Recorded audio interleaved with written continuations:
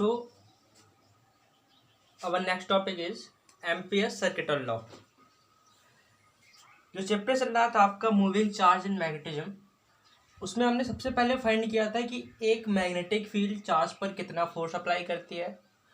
और उसके बाद हम जो स्टडी कर रहे थे चैप्टर में वो ये कि एक करंट कैरिंग वायर है या आपका अलग अलग शेप्स हैं, सर्कुलर वायर है, तो अपनी एक्सिस पर या फिर सेंटर पर, यानी कि अलग अलग जो आपका शेप है करंट कैरिंग, वो किस टाइप की मैग्नेटिक फील्ड कहाँ पर कितनी प्रोड्यूस करते हैं। तो यानी कि एक करंट कैरिंग कंडक्टर है, किसी भी शेप का हो सकता है, वो किसी पॉइंट पर कितनी मैग्नेटिक फील्ड क्रिएट करता है, उसका हमने एक मेथड, जो आपका एक फॉर्मूला जो हमने देख लिया, और वो था आपका क्या, बायो-सावर्ट लॉ, जो कि आपको बताता था कि अगर एक करंट कैरिंग कंडक्टर है तो उसकी वजह से आप किसी एक थीटा एंगल और आर डिस्टेंस पर मैग्नेटिक फील्ड फाइंड कर सकते हो। और मैग्नेटिक फील्ड कितनी होगी, mu naught by 4 pi I D L sine theta by R square, है ना। अब देखो, अब हम क्या पढ़ने जा रहे हैं, अब हम मैग्नेटिक फील्ड फाइंड करने का ही, अलग अलग कंडक्टर्स, अलग अलग शेप के कंडक्टर्स की वजह से हम फिर से मैग्नेटिक फील्ड फाइंड करेंगे। लेकिन जो ये हमारा तरीका होगा मैग्नेटिक फील्ड फाइंड करने का, वो दूसरा होगा।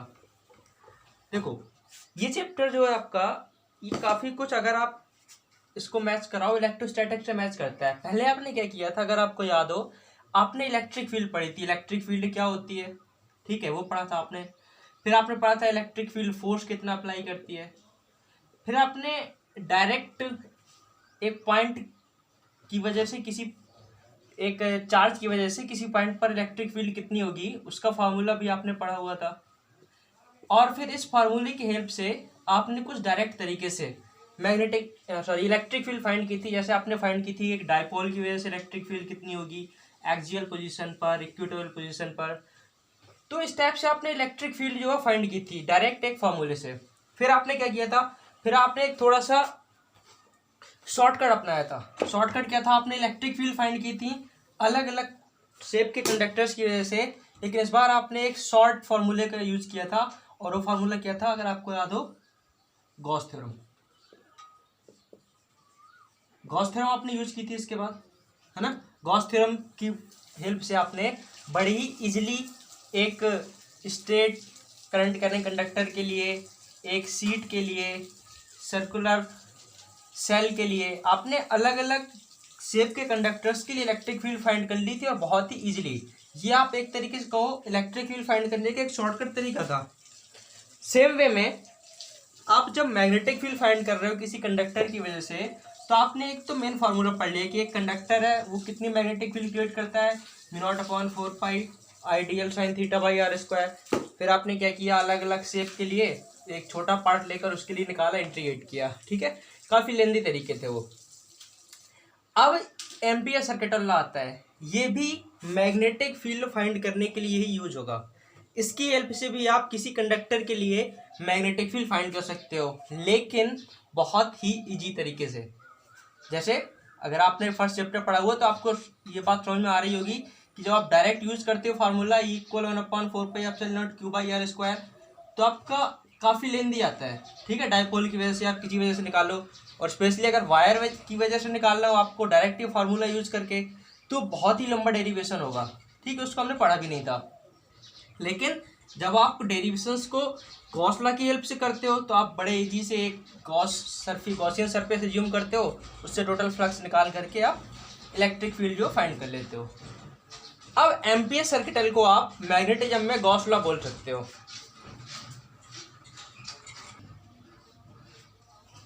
ठीक है। तो सबसे पहले तो आप स्टेटमेंट समझो, अभी इसको हम थोड़ा समझते हैं। आप इजीली मान करके चलो, ये क्या है, मैग्नेटिज्म की गॉस थ्योरम है। कितना इजी कर देती है ये क्वेश्चंस को। आपने जो अभी पीछे डेरिवेशन किया था कि एक वायर की वजह से आपने मैग्नेटिक फील्ड फाइंड की थी, वही मैग्नेटिक फील्ड हम दोबारा फाइंड करेंगे, और कितने इजी वे में ये फाइंड करेगा ये आप देखिएगा, ठीक है। तो एम्पियर सर्किटल लॉ का पहले हम स्टेटमेंट समझें। एम्पियर सर्किटल लॉ जो है आपका, उसका स्टेटमेंट क्या कहता है,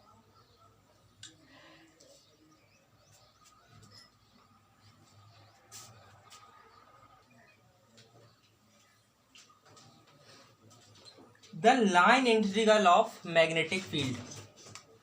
स्टेटमेंट अगर हम लिखें according two ampere circuital law,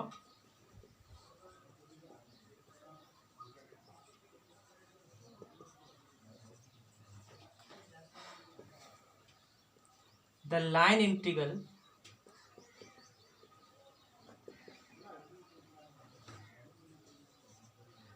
of magnetic field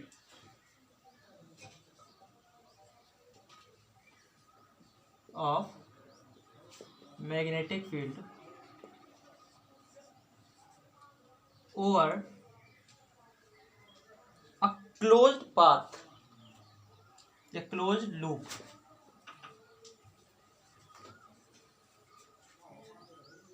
is mu naught times of the total current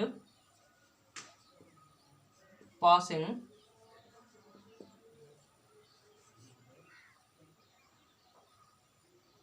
inside it।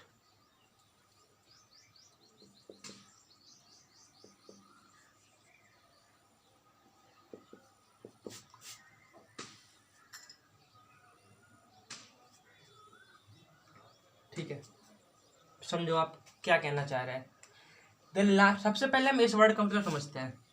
The line integral of magnetic field, magnetic फील्ड का लाइन इंटीग्रल, इस वर्ड का मतलब क्या है? इस वर्ड का मतलब आप समझो, सपोज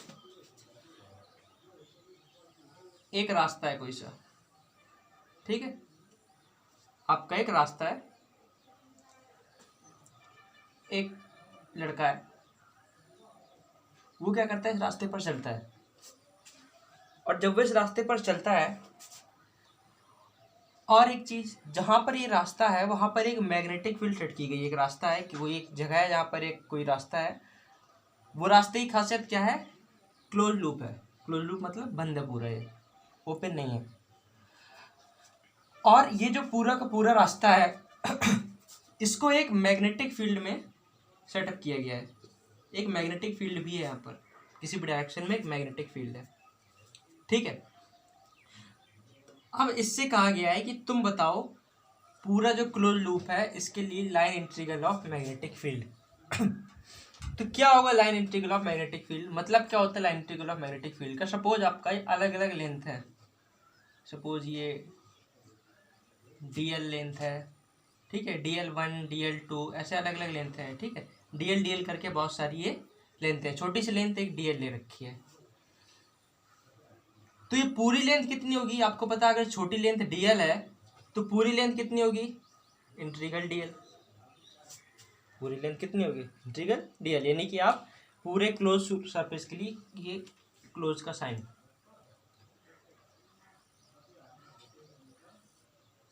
ठीक है। अगर ये छोटी लेंथ DL है तो ये पूरी लेंथ कितनी हो जाएगी? Integration DL। अब आपको क्या करना है, ये तो हो गया क्या? Line integral. लाइन इंटीग्रल का मतलब क्या हो गया आपका? लाइन इंटीग्रल मतलब आपने ये पूरी जो लेंथ है, छोटी लेंथ आपने DL मान ली, तो पूरी लेंथ कितनी हो गई? Integration DL। इसको आपने क्या करना है? B से करा देना है मल्टीप्लाई, ठीक है, या फिर इसको आप ऐसे लिख सकते हो integration B dot DL। B का आपने अंदर मल्टीप्लाई करा दिया। ये जो टर्म है ये टर्म कहलाता है आपका line integral of magnetic field.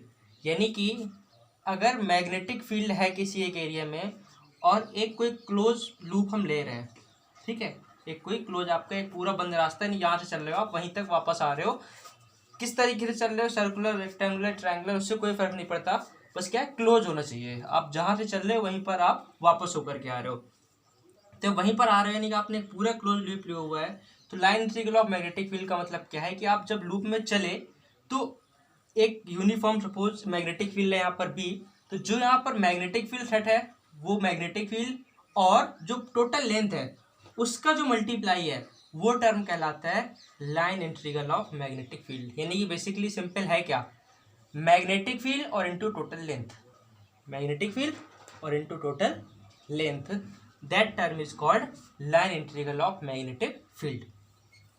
ठीक है, लाइन इंटीग्रल ऑफ मैग्नेटिक फील्ड का सिंपल सा मतलब क्या है आपका, लाइन इंटीग्रल मतलब total length integration DL of magnetic field, तो मैग्नेटिक फील्ड मतलब बी।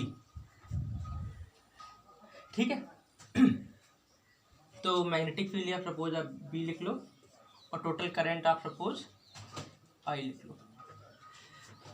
तो एम्पियर सर्किट लॉ क्या कहता है, एम्पियर सर्किट लॉ कहता है कि अब ये मैग्नेटिक फील्ड जो यहाँ पर हम क्या पढ़ रहे हैं चैप्टर हम बेसिकली इस बारे में पढ़ रहे हैं कि मैग्नेटिक इफेक्ट ऑफ करंट, यानी कि मैग्नेटिक फील्ड यहाँ पर कौन क्रिएट कर रहा है। यहाँ पर जो हम मैग्नेटिक फील्ड स्टडी कर रहे हैं वो हम मान कर चल रहे हैं कि एक वायर है जिसमें से करंट पास हो रही थी, सपोज एक वायर है जिसमें से ये करंट पास हो रही थी और आपने ये जो लूप ले रखा है ये इस वायर के अराउंड ले रखा है, आपने जो लूप ले रखा है इस वायर के अराउंड ले रखा है। तो अब करंट पास हो रही थी यानी करंट कैरिंग वायर है, यानी कि आप सिंपली ये मानकर चल रहे हो कि ये जो मैग्नेटिक फील्ड बनी है, मैग्नेटिक फील्ड किसने बनाई है, इस वायर ने बनाई है। तो मैग्नेटिक फील्ड किसने बनाई है, इस वायर ने बनाई है। तो कितनी होगी ये मैग्नेटिक फील्ड, तो आप अगर निकाल लो आपको तो कैसे निकाल सकते हो आप, line integral of magnetic field किसके इक्वल होगा, जो टोटल करंट है, जैसे यहाँ पर सपोज आई है तो उसका म्यू नॉट से मल्टीप्लाई करा दो आप, तो निकल आएगी आपका क्या टोटल, ये आपका हो गया ampere circuital law. The line integral of magnetic field B, line integral मतलब टोटल लेंथ, छोटी सी लेंथ लेके उसका आपने करा दिया इंटीग्रेशन। ठीक है, अब वो अलग अलग चीजें, जैसे आपके पूरा सर्कुलर बात हो तो आपके पूरी लेंथ जो अगर आर रेडियस है तो 2πr हो जाएगी, बिल्कुल आपका स्क्वायर हो तो 4r हो जाएगी। ठीक है, 4l हो जाएगी, जो भी आपका है।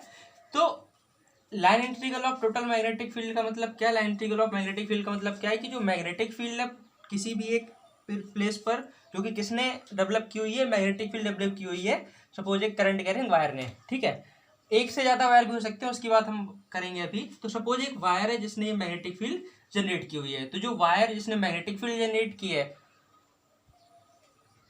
तो ये वायर है जिसने मैग्नेटिक फील्ड जनरेट की है, तो क्या होगा आपका, होगा कि आपका जो line integral of magnetic field, तो मैग्नेटिक फील्ड उसको लाइन इंटीग्रल है वो किसके इक्वल होगा, म्यू नॉट टाइम्स होगा ऑफ टोटल करंट, जो इसके अंदर से टोटल करंट पास हो रही है उसका म्यू नॉट टाइम्स होगा। म्यू नॉट की वैल्यू आपको पता ही है 4π×10⁻⁷।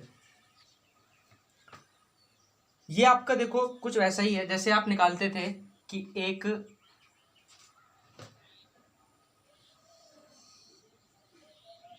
क्लोज लूप है। ठीक है, आप निकालते थे कि एक क्लोज सरफेस है और उस क्लोज सरफेस के अंदर एक चार्ज है, अगर इस क्लोज सरफेस के अंदर एक अगर चार्ज है तो आप निकालते कि जो टोटल फ्लक्स होगा, फ्लक्स का मतलब क्या था आपका, इंटीग्रेशन EdA, वो किसके इक्वल था, Q/ε0 के, है ना। ये आपने पढ़ा हुआ है क्या, गॉस थ्योरम है।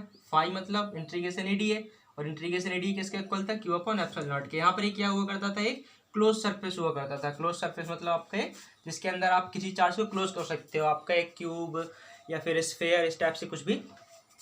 तो फाई इक्वल इंटीग्रेशन EdA और इंटीग्रेशन EdA किसके इक्वल, Q/ε0 का होता था। ये आपने गॉस थ्योरम पढ़ रखी है।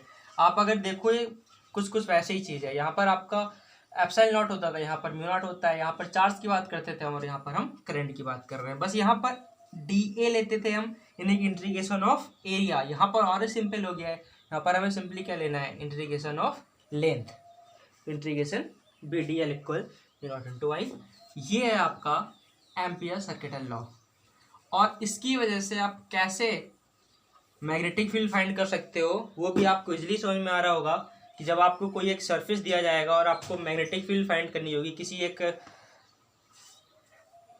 कंडक्टर दिया जाएगा आपको और उसके लिए मैग्नेटिक फील्ड फाइंड करनी होगी, तो आपको सिंपली क्या फाइंड करना होगा, करंट जितना उसका फ्लो हो रहा है और आप DL मतलब आपको क्या करना पड़ेगा, एक क्लोज लूप लेना पड़ेगा। उस क्लोज लूप के लिए आप इंटीग्रेशन DL फाइंड कर लोगे और आप आसानी से निकाल लोगे कि मैग्नेटिक फील्ड जो कितनी होगी। अभी इसके एप्लीकेशन हम करेंगे तो हम इसका यूज़ करेंगे। फिलहाल जो आपको सिंपल सा टर्म जो आपका एक स्टेटमेंट है आपको याद रखना है एम्पियर सर्किटल लॉ का, क्या है आपका, कि the line integral of magnetic field, है ना, line integral of magnetic field over A close loop.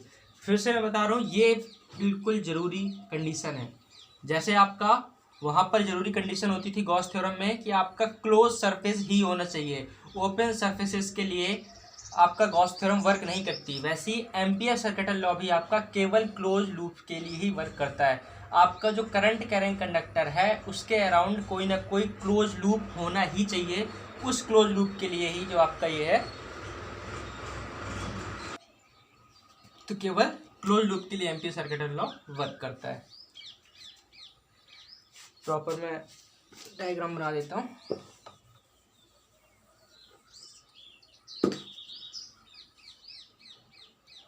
Suppose एक क्लोज लूप है, किसी भी शेप का हो सकता है, और इसके अंदर से एक वायर पास हो रहा है जिसमें से आई करंट फ्लो हो रही है। ये क्लोज लूप है, इस क्लोज लूप के अंदर से एक वायर पास हो रहा है जिसमें से करंट है, और ये अपने अराउंड मैग्नेटिक फील्ड बना रहा है। सपोज कुछ भी मैग्नेटिक फील्ड किसी भी डायरेक्शन में बना सकता है। सपोज बी मैग्नेटिक फील्ड है, और ये टोटल लेंथ कितनी होगी आपका इंटीग्रेशन डीएल। तो अगर एक क्लोज लूप है, उस क्लोज लूप में से टोटल करंट आई पास हो रहा है उसके अंदर से, तो जो इंटीग्रेशन बीडीएल होगा, यानी कि इस क्लोज लूप का जो मैग्नेटिक फील्ड और टोटल लेंथ का जो मल्टीप्लाई होगा वो कितना होगा, म्यू नॉट इंटू आई। या फिर प्रॉपर जो वेक्टर फॉर्म में इसको लिख दो तो ये होता है आपका बी डॉट डी एल, यानी कि आप इसको B D L cos theta भी लिख सकते हो। Integration B dot D L equal mu naught into I, this is the ampere circuital law. अब अगर क्लोज लूप के अंदर से एक वायर फ्लो हो रहा था, सॉरी एक वायर पास हो रहा था जिसमें आई करंट फ्लो हो रही थी,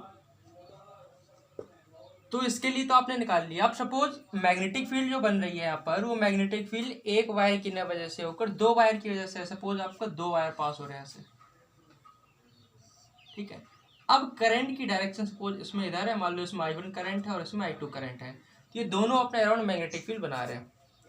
तो फिर से आप कहते हो integration B dot D L equal mu naught I, ठीक है। यानी कि टोटल मैग्नेटिक फील्ड जो दोनों ने बनाई और जो टोटल लेंथ है मल्टीप्लाई करा दिया इक्वल म्यू नॉट आई। अब आई यहाँ पर क्या करोगे आप, I1 प्लस I2 लोगे टोटल करंट, या फिर I1 माइनस I2 लोगे, ठीक है। प्रॉब्लम ये है कि साइन के हिसाब से देखा जाता है। तो अब यहाँ पर आपको साइन देखने के लिए थोड़ा सा मैग्नेटिक फील्ड को देखना होगा। मैग्नेटिक फील्ड आप देखो किस डायरेक्शन में है, मैग्नेटिक फील्ड की आपको डायरेक्शन गिवन होगी, और जब मैग्नेटिक फील्ड की डायरेक्शन देखो आप, तो आप क्या करो, अपने फिंगर्स को उस मैग्नेटिक फील्ड की डायरेक्शन में आप रोटेट कराओ, मैग्नेटिक फील्ड की डायरेक्शन में रोटेट कराओ। जो आपने मैग्नेटिक फील्ड की डायरेक्शन में रोटेट करा दिया, फिर आप थंब को देखो, थंब आपका जिस डायरेक्शन में है उस डायरेक्शन में जो करंट होंगे वो पॉजिटिव होंगे, और उसके अपोजिट डायरेक्शन में जो करंट होंगे वो निगेटिव होंगे। तो जैसे आपने यहाँ पर ऐसे कर्व कराया, तो थंब ऊपर की तरफ है I1, तो ये वाला करंट हम पॉजिटिव लेंगे और ये वाला करंट जो है हम निगेटिव लेंगे। तो यहाँ पर जो आपका अप्लाई करोगे जब आप, तो कैसे आएगा, टोटल म्यू नॉट हो जाएगा आपका I1 प्लस I2, ठीक है, सॉरी I1 माइनस I2। ऊपर वाला है मैग्नेटिक फील्ड इधर, तो करंट ऊपर की तरफ, तो ऊपर वाला प्लस में ले लिया हमने, जो नीचे की तरफ है उसको माइनस में ले लिया, तो टोटल करंट आप कितना लोगे, I1 माइनस I2। अगर इसका एरो भी ऊपर की तरफ होता तो फिर आपको ये भी प्लस में लेते, ठीक है। या फिर आपको नहीं याद रखना है रूल, तो सीधे सी सिंपली आप, कोई दिक्कत नहीं है, कोई भी एक डायरेक्शन को पॉजिटिव ले लो तो एक डायरेक्शन जो आपका नेगेटिव हो जाएगी। कोई भी एक डायरेक्शन को पॉजिटिव रखते हैं, दूसरी डायरेक्शन को आप नेगेटिव मान लो, तो भी आपका मोस्टली केसेस में क्वेश्चन सॉल्व हो जाता है। तो integration B D L equal mu naught I1 minus I2। जैसे एक छोटा सा क्वेश्चन और कर लें, जैसे आपका एक क्लोज लूप गिवन है, ठीक है। याद रखो आप, क्लोज लूप, क्लोज सरफेस देखो अलग चीज है, जो हमने गॉस थ्योरम पढ़ी थी, क्लोज लूप अलग चीज है। क्लोज लूप मतलब आपका, जैसे ये भी हो सकता है ऐसे एक वायर पूरा बंद है ना, एक ऐसा पूरा बंद वायर, ये भी आपका एक क्लोज लूप हो गया। पूरा रास्ता मतलब पूरा बंद होना चाहिए। और क्लोज सरफेस का मतलब क्या था, कि एक पूरा स्ट्रक्चर जिसके अंदर कोई ऑब्जेक्ट पूरा बंद हो, ठीक है, जैसे पूरी बॉल हो या पूरा एक क्यूब हो, डब्बा हो, वो क्लोज सरफेस था। यहाँ पर क्लोज लूप चाहिए होता है, तभी तो आप लेंथ का इंटीग्रेशन कराते हो। अगर आप पूरा सरफेस लेते हो तो फिर आपको एरिया का इंटीग्रेशन कराना पड़ता है ना, तो आपको केवल एक लेंथ का बस इंटीग्रेशन इसलिए आपको कराना पड़ता है, क्लोज लूप लेते हो। जैसे सपोज ये है, ये सपोज मैग्नेटिक फील्ड,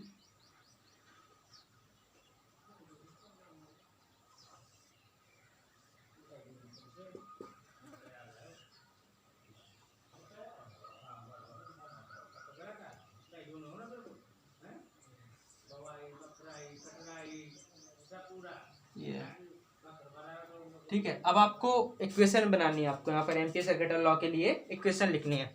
तो यहाँ पर एम्पीयर सर्किट लॉ की इक्वेशन क्या हो जाएगी आपका, बी मैग्नेटिक फील्ड है total, integration B dot D L, B dot D L मतलब ये पूरी लेंथ इक्वल किसके होगा, म्यू नॉट। अब करंट देखो कौन कौन से पॉजिटिव कौन कौन से निगेटिव, तो आप देखो मैग्नेटिक फील्ड यहाँ पर किधर है, इधर मैग्नेटिक फील्ड कहाँ है, इधर, ये वाला पॉजिटिव लेंगे तो I1 किस में लेंगे हम, माइनस में, I1 माइनस में लेंगे क्योंकि मैग्नेटिक फील्ड इधर है। अब यहाँ पर मैग्नेटिक फील्ड इधर है, ठीक है, यहाँ पर मैग्नेटिक फील्ड आपका जो है इस तरीके से है, यानी ऊपर वाला प्लस लेंगे नीचे वाला माइनस लेंगे। तो ये बन गई आपकी इक्वेशन इस लूप के लिए। तो नेक्स्ट हम देखते हैं proof of ampere circuit law. आपने एम्पीयर सर्किट लॉ पढ़ लिया कि कोई भी एक क्लोज लूप के लिए integration B dot D L कितना होता है, म्यू नॉट आई, ठीक है, यानी कि एक क्लोज लूप है उसमें से आई करंट अगर फ्लो हो रहा है, टोटल मैग्नेटिक फील्ड बी बना रहा है अपने चारों तरफ, तो integration B dot D L equal कितना होगा, म्यू नॉट इंटू आई।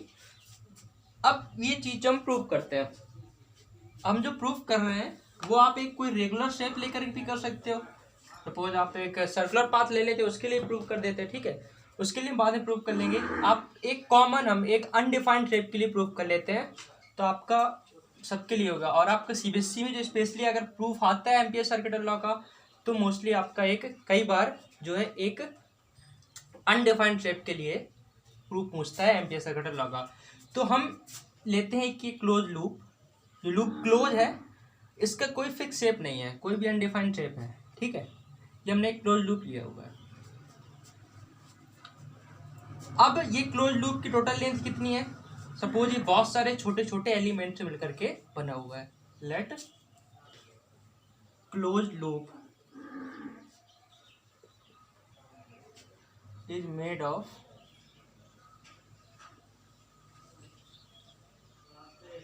मैनी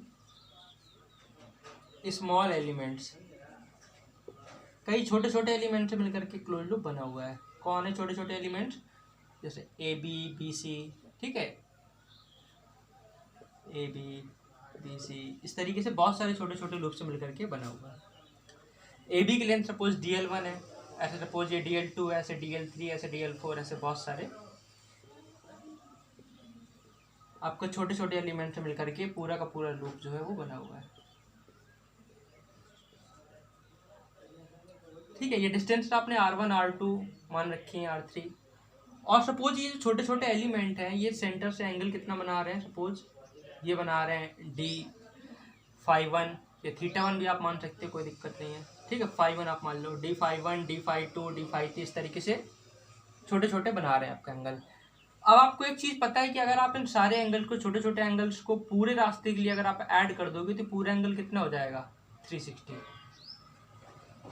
अब D∅1 D∅2 ऐसे D∅3 इनको सबको ऐड कर दोगे तो टोटल कितना आएगा, 360। 360 आप ले सकते हो क्या, 2π, है ना, इन सबका ऐड कितना होगा, 2π। अब एक आपका सिंपल सा फॉर्मूला होता है angle equal arc upon radius, तो यानी कि D∅1 इक्वल कितना होगा, आर्क कितनी है ये, DL1 अपॉन रेडियस कितनी है, R1, ठीक है। ऐसे ही आपका D∅2 इक्वल कितना होगा, angle equal arc upon radius, ये आर्क कितनी है, DL2 अपॉन रेडियस कितनी है, R2, ठीक है। इस तरीके से आपका D∅3 D∅4 और सारे D∅ का ऐड कितना होगा, 2π। अब आपको देखो प्रूफ क्या करना है, आपको प्रूफ करना है integration B dot D L equal mu naught I, यानी कि आपको एक तरफ integration B dot D L ले लेना है और इक्वल में म्यू नॉट आई आपको प्रूफ करना है। तो integration B dot D L लेने के लिए आप अगर बी टोटल निकालो, टोटल मैग्नेटिक फील्ड कितनी होगी, तो आपका जो मैग्नेटिक फील्ड होंगी R1 डिस्टेंस सपोज यहाँ पर, तो आपको पता है कि एक वायर है उसके पास में मैग्नेटिक फील्ड कितनी होती है, सपोज B1 इक्वल कितना हो जाएगा, ये DB1 इक्वल कितना हो जाएगा, B1 मान लो आप, आपको पता है कि एक वायर के पास में मैग्नेटिक फील्ड का फार्मूला क्या होता है, mu naught upon 4 pi 2, current I है अपॉन यहाँ पर कितनी होगी डिस्टेंस कितनी है r1। सेम आपका V2 कितना होगा, यहाँ पर मैग्नेटिक फील्ड कितनी होगी, mu naught upon 4 pi 2 I upon ये डिस्टेंस कितनी है r2। पता है ना आपको कि एक वायर है तो उसके पास में मैग्नेटिक फील्ड कितनी बनती है, आप ये पहले प्रूव कर चुके हो बायो सेवर्ट क्लास से कि आप एक मैग्नेटिक फील्ड है, अगर आपको वायर की वजह से फाइंड करनी है r डिस्टेंस पर, तो mu naught upon 4 pi 2 I upon r। तो आपने कुछ इक्वेशंस बना ली, ठीक है, ये सारी इक्वेशन मान लो सेकेंड है, ये इक्वेशन थर्ड है। सारे एंगल्स का सम 2 पाई होगा, एंगल इक्वल r का अपॉन रेडियस, तो ये एंगल कितना होगा dl1 अपॉन r1, ये एंगल कितना होगा dl2 अपॉन r2, ठीक है, डाइजेस्ट करके बहुत सारी इक्वेशन यहाँ से आएंगी।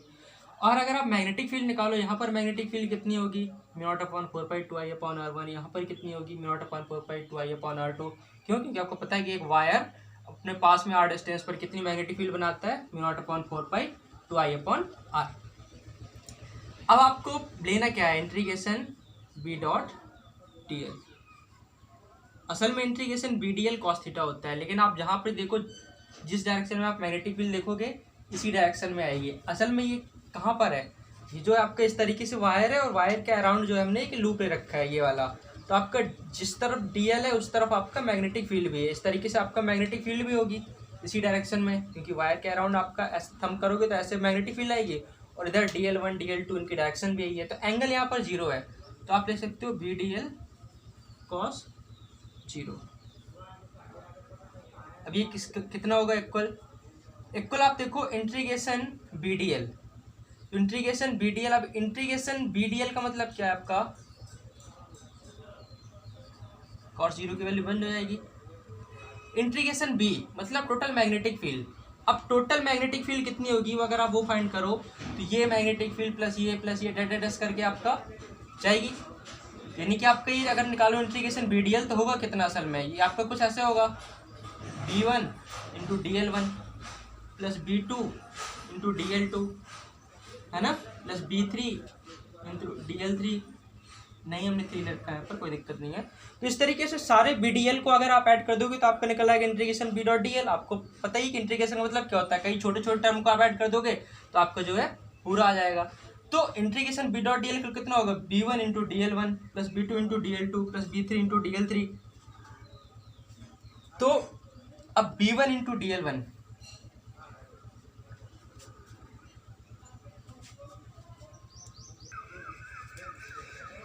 तो अब सबको ऐड करते हैं हम। B1 कितना है mu naught upon 4 pi 2 I upon R1 into DL1, ठीक है, प्लस B2 कितना है mu naught upon 4 pi 2 I upon R2 into DL2। इस तरीके से और भी अगर टर्म होते B3 होता तो mu naught upon 4 pi 2 I upon R3 into DL3। इस तरीके से बहुत सारे टर्म हो जाते हैं।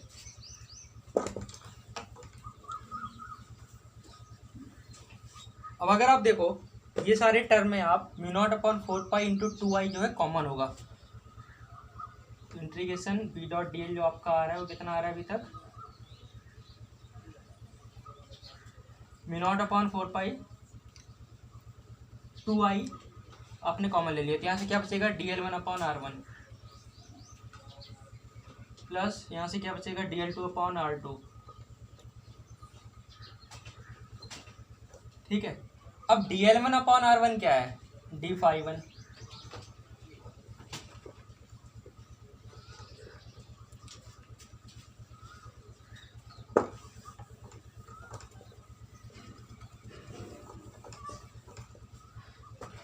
अब पीछे देखो mu naught upon 4 pi 2 I, DL1 upon R1 क्या था D phi 1, DL2 upon R2 क्या था D फाई 2।